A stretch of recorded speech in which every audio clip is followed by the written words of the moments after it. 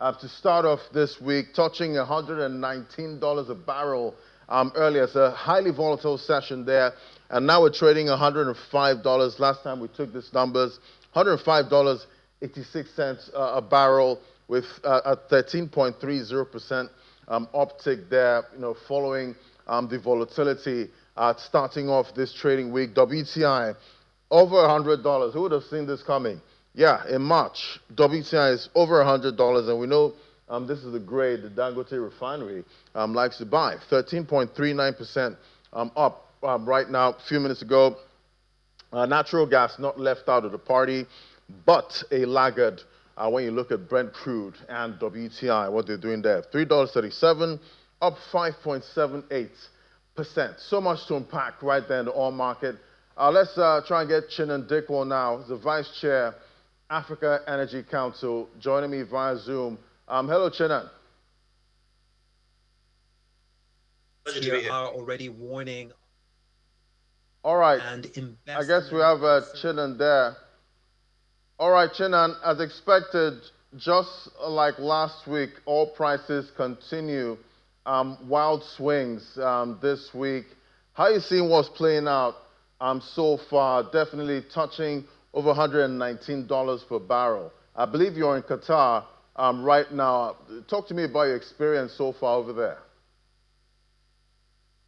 Yeah, so I'm actually in Saudi at the moment, but you're 100% right. It's been quite I'd say a very humbling situation the last the last week, actually. Missiles raining out from the sky and all of that. But thankfully, things are much calmer and under control. But just going back to the oil markets, Nadi, I think there are a few things to bear in mind. The first is when this whole thing started, it was quite apparent that there was a bit of restraint from both sides. You could see that it was more military. They were going for military targets. There's a base, a US base, not far from where I live, and you could see that it was strictly just, the military targets. But this has since escalated. And what you would have seen in the oil price markets is people were pricing geopolitical risk. We went from about $69 per barrel all the way to about 80. That $10, $11 was mainly geopolitical risks. What you're seeing today in the markets, Nadi, we've moved away from pricing geopolitical risk to actually pricing lost barrels. In the last few days, there have been huge attacks on energy infrastructure. Energy infrastructure, refineries and pipelines, lots of them being damaged. And that will take weeks at the most optimistic, if not months to fix. And you can see that the market is responding to that. So you mentioned it. $119 per barrel is a number we haven't seen since 2022. So this is new territory with all due respect. And I think, and unfortunately, this might continue for a while from all what we're seeing. We're getting forecasts of maybe $150 per barrel.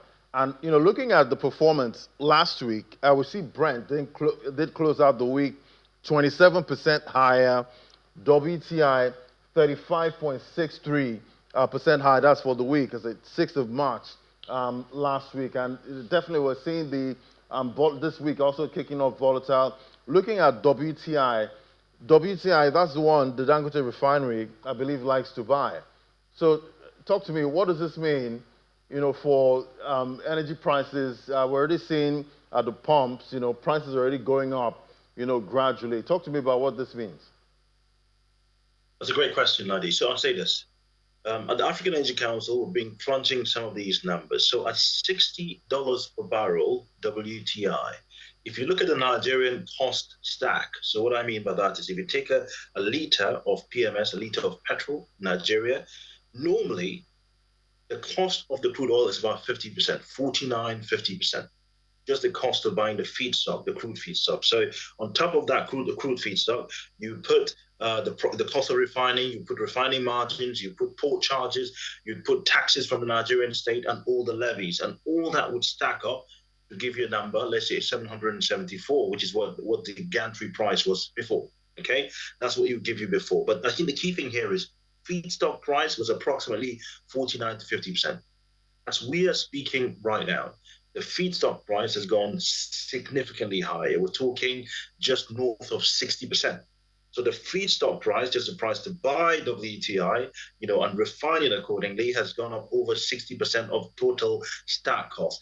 And you can even hear the NNPC speaking about this. I think we just had the NNPC making comments to the effect that they are aggressively going onto the market to get products, WTI from the US, to make sure that Dangote refinery keeps going so there's no shortfall and disruption. But this is the new reality that we're finding today. And I'll just say this, Laddie. Many people do not realize how seismic this conflict is right now. And there are three reasons why this conflict is really off the chain at the moment. I'll say this. The first, of course, is the choke point of the Strait of Hormuz. I know you've discussed this quite a lot. The backlog, about 20% of just crude oil, okay, supply in the world is being to the markets, number one. But number from Qatar that is also not being able to get to market. That's the second one. Now, the other thing to think about is also the shipping disruptions, is also the insurance costs, is also the refining logistics. There's several dimensions in this conflict, just that region alone, that disrupts a lot on the global scale. Even agriculture. Qatar supplies approximately, I think, 10% of global fertilizer, urea-based fertilizer in the world. All of that's down right now. So even agriculture in Africa would be impacted. There are so many dimensions when you look at this conflict, and it's very, very sad.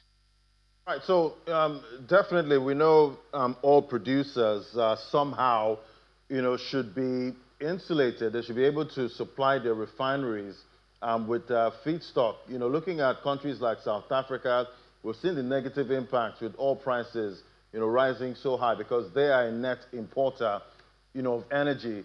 So where does Nigeria stand in this? Are we a net producer or a net importer at this point? Great question. For Nigeria, I always say there are two sides of the coin. One side of the coin is the Nigerian state government. It's great news for us. $110 per barrel of crude oil is great news because, we get a lot of revenue. We're oil producers, we get a lot of revenue from that standpoint. So it's great news. On the flip side of that is the Nigerian people, 250 million people who have to go to the pump today and buy a PMS, greater than 1,200 or 1,100 naira per liter. So it's a tale of two sides of it. And from a Nigerian standpoint, it's a bit of a mixed bag. I think the fundamental thing for Nigeria to think about here is very much like many other countries who have a strategic petroleum reserve. Nigeria needs to start to look at that. Yes, we are petroleum producers, but the whole concept of having a strategic petroleum reserve, like we've seen in the US, like we've seen in China, like we've seen in the UK, Germany, and many countries, we have to have a strategic petroleum reserve that allows us to cushion some of that effect. I mean, NNPC right now is having to go onto international markets to try to get WTI. If we had a lot of that in our reserve right now, you pass that onto the refinery, and that would be incredible. So it's something I think that's missing from our arsenal that we have to start to think about. That President Bola Ahmed Tinubu's administration needs to wear a thinking hat, because this disruption, unfortunately, are here to stay. This will be the new normal going forward. In fact, just this conflict we're talking about, in the best case scenario, if this conflict ends today, before we can come out of the mess that we're in right now, it would take at a minimum 4 weeks to come out of the mess that we are. If it goes longer, a tiny bit longer, I can tell you this, expect crude oil at at least $150 per barrel.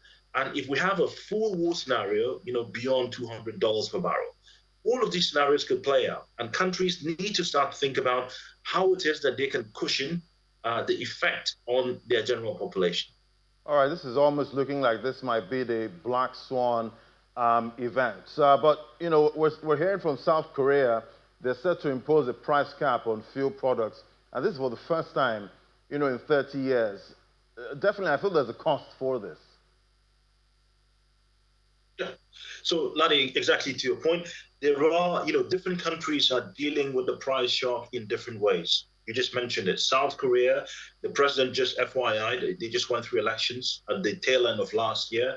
They have a new president, and he has come out to say, you know what, at oil at $120 per barrel, I'm going to insulate my population from that. So basically, it's some form of a subsidy. So they're going to cap They'll cap the cost of PMS at the pump, okay, a bit like a subsidy, some sort of government subsidy, and they've made allowance for that. They have a fund that would, sort of alleviate that, if you like. So that's one way to deal with it. And bear in mind, South Korea is an energy importer.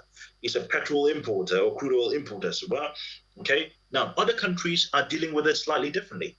Just this morning, if you flip it over, the G7 countries, so we're talking the US, we're talking UK, Germany, Japan, Italy, and France, G7, all of them met together and they are looking at jointly releasing their strategic petroleum reserves via the IEA, the International Energy Agency that coordinates this.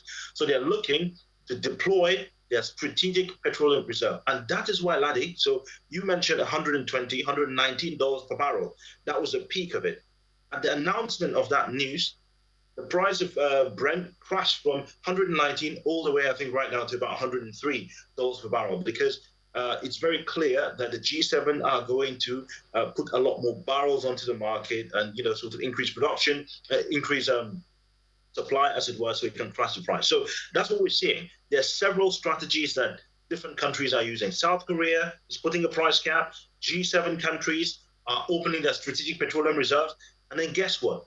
Vietnam on the other side is thinking about removing the petrol levy on imports. So if you're importing petrol into the country, the taxes and levies and all of that are being removed to give a very favorable, atmosphere and circumstance for people coming in. So different countries are trialing different strategies here and there. And of course, we have Nigeria. You and I just spoke about Nigeria.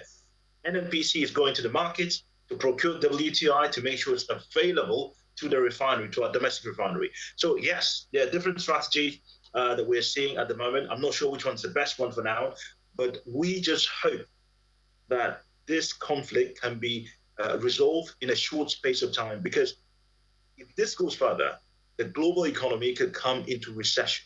You know the clear link between energy prices and food prices, energy prices and the price of services.